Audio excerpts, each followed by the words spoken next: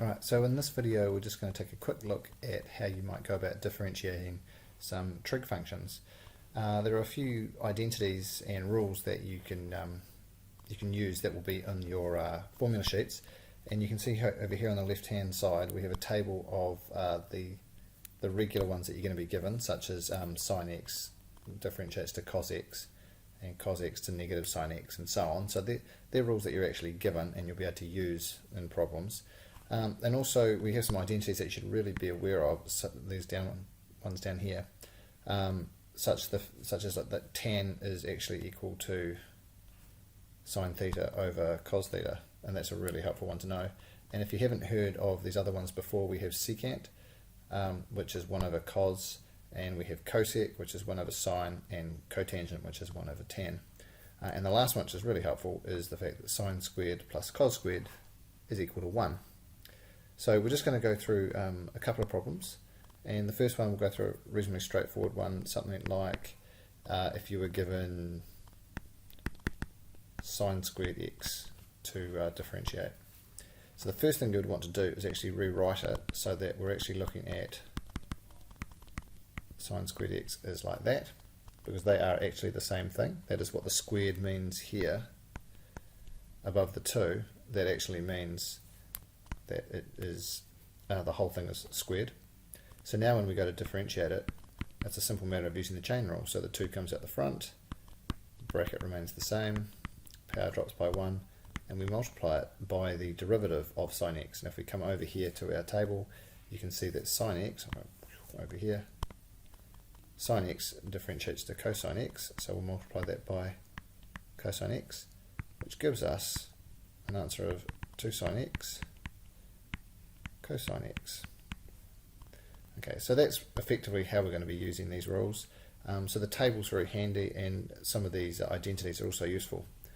So just another one here, you can see cotangent, for example, goes to negative cosec squared x. Now that seems a little bit bizarre, but what we'll do is we'll show why that is. So if I just come up here a little bit, if I decide that I'm going to differentiate cot of x, or cotangent of x, the first thing to do is to rewrite that as 1 over tan of x, because that is what cotangent is, it's 1 over tan. Now we know from our identities that tan is equal to sine over cosine, so we can write 1 over tan is going to be 1 over that, which is actually the inverse of it. So we're going to end up with cos x over sine x. Okay, so that is 1 over tan. If tan is sine over cos, 1 over tan will be cos over sine. And now when we go to differentiate this, we can use the quotient rule, which, if you remember, is f dash g minus g dash f all over g squared. So we're going to end up with here, let's have a look to the side, f is cos x, therefore f dash will be negative sine x, and that is just, oops, it's an x, that comes straight from up here, comes from our table, there it is there, second row. And we have g is equal to, what have we got, sine x, therefore g dash will be cosine x, because sine differentiates to cosine, and that is again up here in our top row. Right, so then when we actually put this all together, we've got negative sine x times g, which is sine x, minus g dash, which is cosine x, times f, which is also cosine x, and that is all going to be over g squared, which is sine squared x. Okay, so we can simplify that top row, because sine times sine is sine squared, so we're going to have negative sine squared x here on the top, minus cos times cos, which is cos squared x, all over sine squared x. Now there is another identity which is quite useful here, which is that sine squared plus cos squared equals 1. So if you think about this, if we swap all the sides around, so we take the 1 over there, making it negative 1, and we take those 2 over to the other side, we end up with negative sine squared minus cos squared, which is actually the same as our top row. So from that identity, we know the top row can actually be abbreviated as negative 1, the bottom row is sine squared x.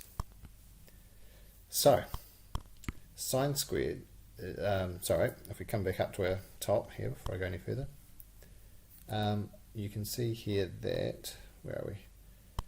Where am I going? Cosec, here we are. Cosec is the same as 1 over sine. So back down here, 1 over sine is the same as 1 over cosec.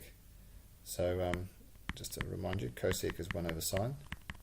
So if it's -1, it'll be negative cosec. And because it's sine squared over here, it must be cosec squared. And there is our answer. If we go back up, we started with cotangent here, cot. Go through the derivative, we end up with negative cosec squared. And if you look up right at the top here in our table, there is cot going to negative cosec squared. So that's kind of a long way of just showing you how that comes about. But that's just a quick overview of how we might do some differentiation using trigonometry.